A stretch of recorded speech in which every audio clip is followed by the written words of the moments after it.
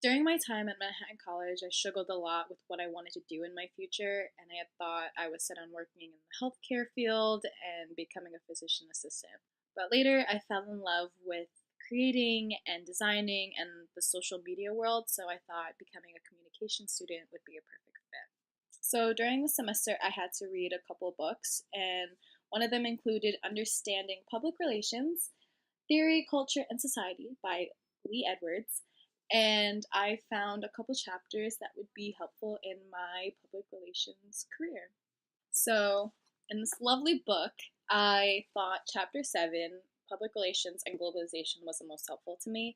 And globalization is essentially the movement of people, capital, information, and power between geographies that have influenced national and transnational economies, politics, and cultures. So, globalization opens and closes down possibilities for living in different ways depending on where people are located around the world. I think it's important to gain knowledge on the extreme diverse things such as like culture, political economy, media systems that exist around the world to kind of temper public relations strategies efficiently and effectively. So, by acquiring a wide range of cultural knowledge, I believe this will allow you to determine your target audience and what is most suitable for them and who you're representing. So, this book also taught me that it's important to choose a target audience based on governmental regulations and policies that influence consumer markets. It is important to provide a guideline for which foreign publics are most reachable and beneficial for the success of the client's product or service. It is essential to encourage consistent exposure and maintain a reputation. I also thought that Chapter 5, Deliberative Democracy and Public Relations, was also helpful in this book. This book taught me that deliberation takes place when there is a disagreement about a particular issue on which decision must be reached. So essentially, deliberation is truly effective if there is a means by which the content and results of the deliberation are communicated to policymakers. However, the conditions associated with traditional models of deliberation present a serious problem for public relations because campaigns directly contravene them. Campaigns are partisan, which means that they're private interests. Public relations influences the media agenda, which frames deliberative debates in the wider public area. It's important to get the attention of the public and get an audience to think about their issues, which is ethical. Thoughtfulness is important. So essentially, society is made up of a series of networks. So in order to reach a wide range of audiences, it's important to figure out who the influences are in society. Not only is it important for those people to have a platform, but it's important to know people who are in the middle. So this semester I had to read another book called Everybody Writes by Anne Hanley. Get it? Hanley? Okay. So in the book, in chapter 22, Finding a Writing Buddy, I thought this was the most helpful to me because finding a writing buddy can help you brainstorm ideas, give you feedback, and suggest improvements. So what I actually didn't know that this book prevented me was that you can connect with other writers online, such as copybloggers.com or co-writers.com, and they can essentially give you a different perspective on your writing. I thought this to be helpful because you can gain other perspectives from people who you don't know and who don't really have a biased opinion just because they're your friend or because they don't want to hurt your feelings. Another chapter from this book that I thought to be helpful was chapter 32, which was Know the Difference Between Active and Passive Voices.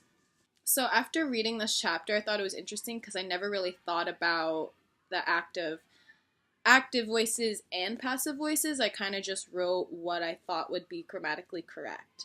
So essentially, verbs are either passive or active, and passive doesn't mean the past tense, but it does mean something is being done to do something instead of that something doing the action on its own.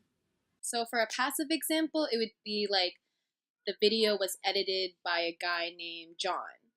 And then for an active example, would be a guy named John edited the video. So I thought this to be extremely helpful because I never really thought about active and passive voices, and the public relations industry requires you to talk or write in an active voice. So after completing all of our professional writing practices or our PWPs, I found the blog post to be the most helpful to me.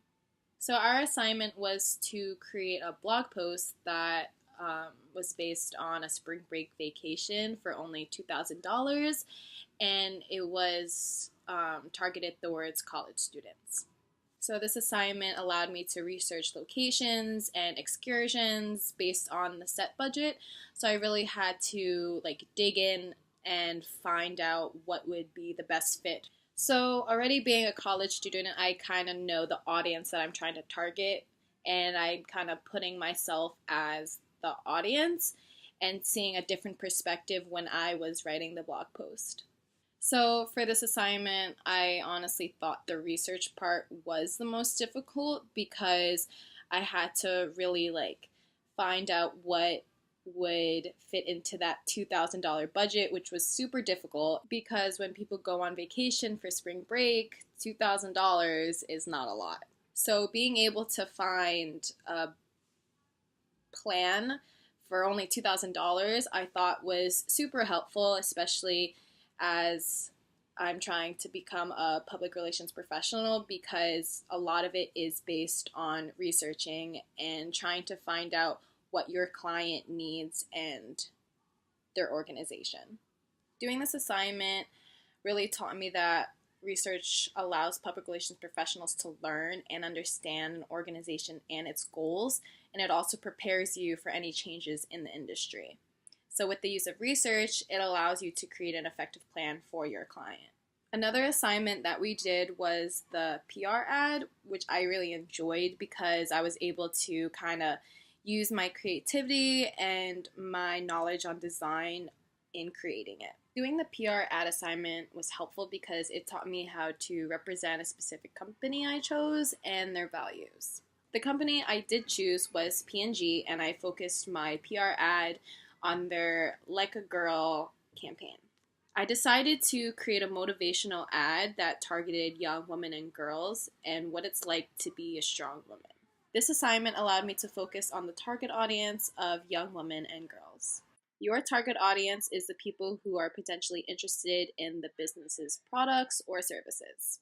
This is particularly important in the public relations industry because being able to identify who your target audience is helps you to direct your message and communication to the right people in a more meaningful way.